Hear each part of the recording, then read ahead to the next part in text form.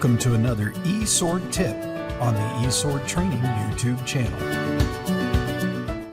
In this e-Sword tip, I'm going to be showing you my layout. So I'm just calling it Tom's favorite e-Sword layout.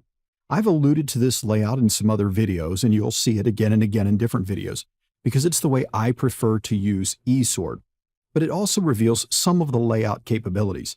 We go in great depth into the layout capabilities in the full training that we have at e-SwordTraining.com, but I want to share with you just a bit here. The first thing is that I personally do not use the editors function within e-Sword. The reason is, for many years, I have taken all of my notes for Bible study in Microsoft Word.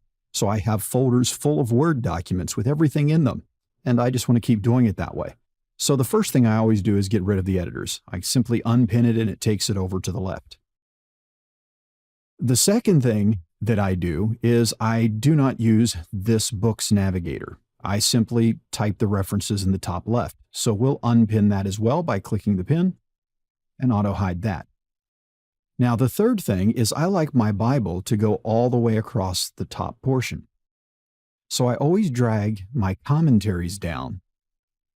And if you come and hover over the dictionaries and then move your mouse over the right side of the placement element and release it, you'll see that it places at the bottom like this.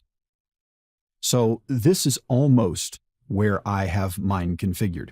The final thing that I always do is go to Options and Display Bookmark Navigator and deselect that. That's the thing that lets you create bookmarks. I simply never built the habit of using them, and I don't use them.